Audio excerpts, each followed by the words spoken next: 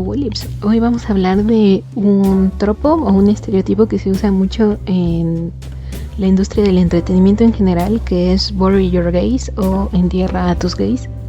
Este es un concepto que quería hablar desde que hablé de The Last of Us, pero pues no había tenido chances como de hablar al respecto. Este tropo consiste en matar a los personajes LGBTQ+, que son textualmente parte de la comunidad dentro de la historia, ya sea porque los escritores consideran que el personaje no tiene el mismo potencial o no es tan interesante como los personajes heterosexuales, o porque creen que es la única conclusión lógica de la historia de estos personajes. Esto surgió en los años en los que el código moral gay predominaba en la industria del entretenimiento gringa. De acuerdo a este código, los personajes LGBTQ podían ser mostrados como malévolos o que iban a ser castigados por la vida o por Dios por ser LGBT. Cuando el código quedó en desuso, el tropo cambió a que estos personajes eran demasiado buenos para este mundo, pero la conclusión era la misma.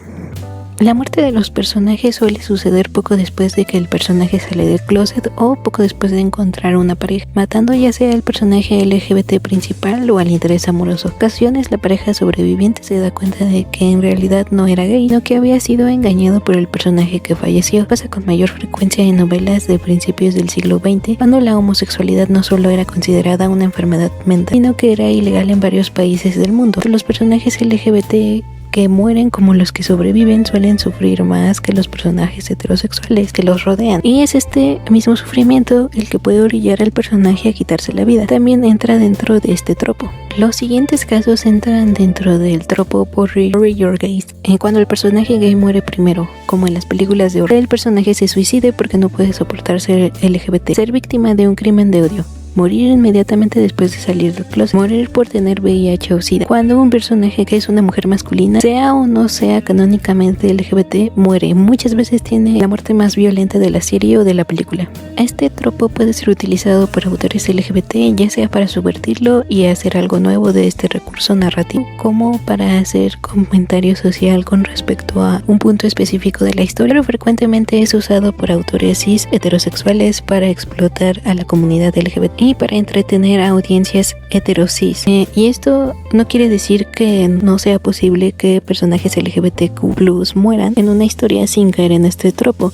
Como todo en una historia, la muerte de estos personajes representa algo, y para salir de este tropo lo importante es ese mensaje. En este caso, lo que se transmite es que los miembros de la comunidad no son importantes, que no merecen la felicidad o que incluso deben ser castigados. Ahora, considero que un ejemplo de la muerte de personajes gays que no entra dentro de este tropo en las muertes de Billy Frank en The Last of Us. Al ser una serie de un mundo post-apocalíptico, varios personajes terminaron falleciendo, no solamente los personajes gay. Otra cosa en tener en consideración es que la muerte de la pareja fue la menos violenta dentro de la serie, y además fue algo que los personajes decidieron hacer, ya que no podían vivir el uno sin el otro, que en sí mismo es otra cosa que los separa del tropo, ya que no hay un personaje sobreviviente que se quede a sufrir el resto de la historia, cayendo en esta necesidad de castigar a los personajes por ser LGBT. Los espectadores es un final agridulce, ya que presenciamos una historia de amor de principio a fin, con años de cariño en el medio. Yo diría que es la única historia relativamente positiva dentro de la serie, sobre todo tomando en cuenta que es técnicamente una historia de zombies. Para Joel, el protagonista, es la pérdida de dos de sus amigos más cercanos y de un personaje que veía como parecido a él. Bill era desconfiado y bastante frío para poder sobrevivir el mundo que les había tocado.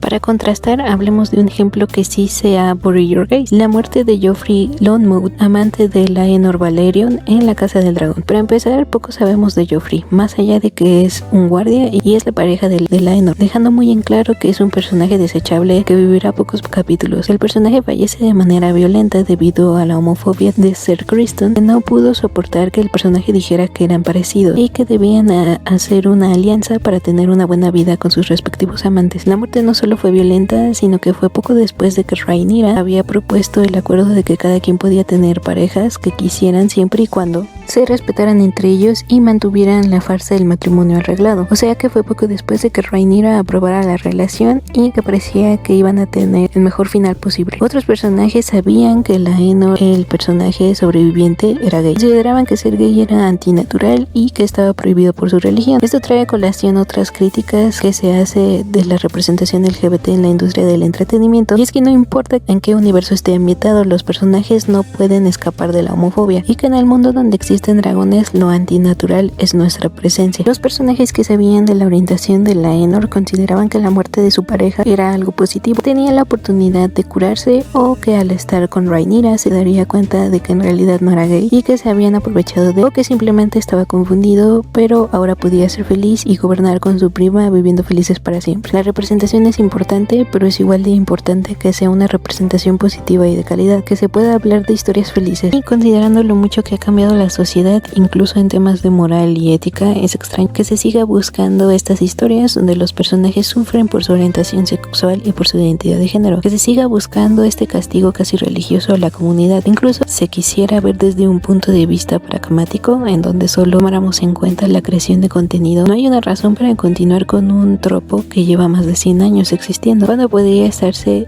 contando otro tipo de historias. Fue todo por el video de hoy. Si les gustó, no olviden darle like y nosotros nos vemos mañana. Adiós.